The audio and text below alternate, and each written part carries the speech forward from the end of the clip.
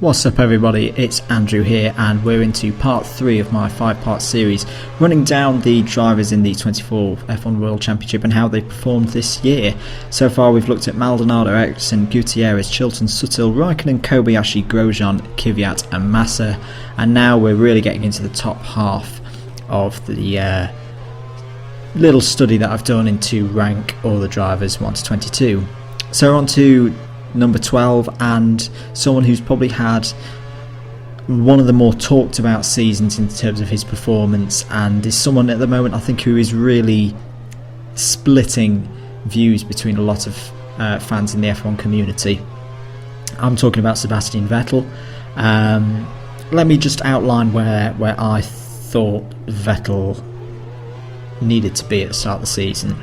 Number 1, he needed to be beating Ricciardo on a consistent basis, and number 2, in a similar way to how Fernando Alonso has done, because it was kind of in my mind that the Red Bull would not be as anywhere near as strong as it has been in the previous years. He needed to be kicking that car further up the grid than it should be. He has not done either of those. His attitude as well at times, getting very flustered and annoyed with his engineers, that's something that has in a way almost saddened me. It's not a way I think a 4-time world champion should behave. It's something Schumacher never did in the odd year where the Ferrari wasn't the best. He's also made a couple of silly little errors, like the spin in Hungary, that were very un-Sebastian like. It's as I said earlier in this series of videos, I went back and watched the 2013 review DVD, and just some of the performances he put in were incredible. The way he would drive away from people, and yes, a lot of that was due to his confidence at the time. I think he is getting more back to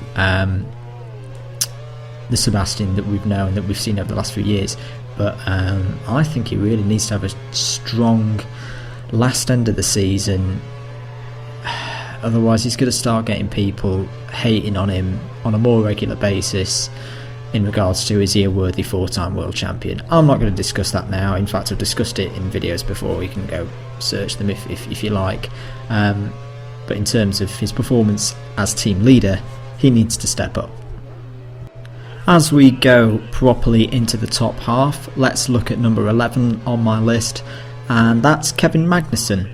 Now once again I'm going to start my talk on Kevin Magnussen with where I think he should have been, or where I perceived he should have been at the start of the season, especially given the circumstances in which he came in. For me, Kevin should have been showing a much better performance than Sergio Perez did last year, especially against Jenson Button. And in fact, the Magnussen-Perez argument is kind of one of the big things that led me to do this little study. And one of the parameters that I looked at was percentage of number of points that a driver has scored against his teammates. It might surprise a few of you to hear that Kevin Magnussen, in terms of a percentage of Jenson's points, is scoring worse than Perez.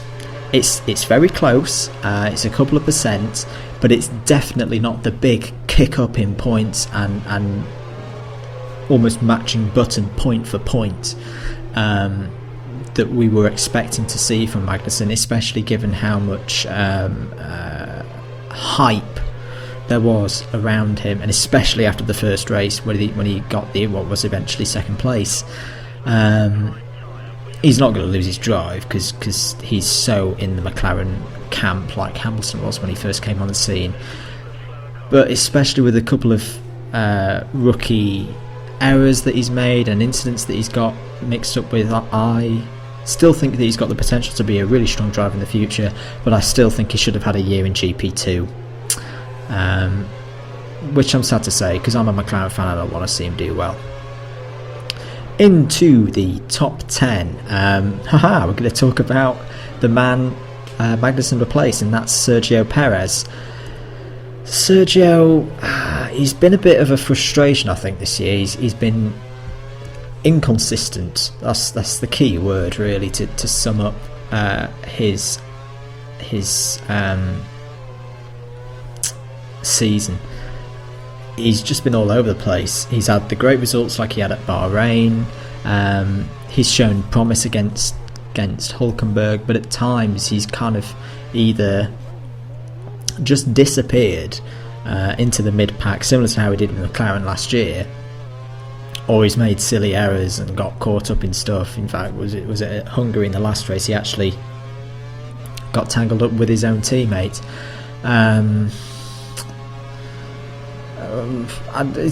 Perez isn't going to lose his drive. I don't think he's under that much threat, and as the stats would show, he wouldn't be this high up in my list if he'd had a really, really awful season. He hasn't had an awful season. He's had some really solid points finishes, but if you take away best results and worst results, kind of typically even it out, he's on the cusp of the points, which I think is perhaps where he should be in the Force India. It'd be good to see if he could really, really give Hülkenberg a run for his money in the second half of this season, and just continue repairing the damage that his credibility took at McLaren last year. At number 9 on the list, and a bit of a surprise to me when I put all the numbers together and looked through them all, is Jean-Eric Vergne, who, in a very weird way, due to the exploits of a certain Aussie bloke, has actually seen his stock rise as a driver, even though he's actually not moved teams himself. Looking through the results, Vergne has actually been quite unlucky. He's had 4 points finishes, a couple of them being 8th places as well. There's so many retirements this year, and when I think about it, that not many of them, I don't know if any of them have in fact been due to his own driving and making mistakes. He's had quite a few technical problems with the Renault engine, and I think overall, considering his circumstances, I think Jean-Eric can be quite pleased with what he's done.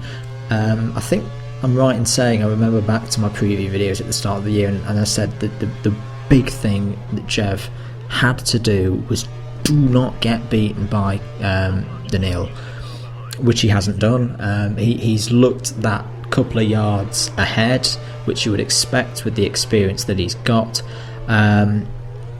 I wonder, being a French driver, maybe if Lotus, with the Renault links that they have, were really going to be brave and get rid of Maldonado, whether Vergne could switch across there, because obviously no driver is going to leave Red Bull in the next couple of years. It's a thought. It probably won't happen, but I don't know. Where do you think? Tell me in the comments below. Where do you think would be a good place for Vergne to move on to from Toro Rosso? Anyway, that's going to be the end of part 3. We've got 8 drivers to go across 2 videos, so be sure to tune in back for them. I'm Andrew the Blade. It's been a pleasure going through this list with you, and I'll catch you in a bit. Bye bye.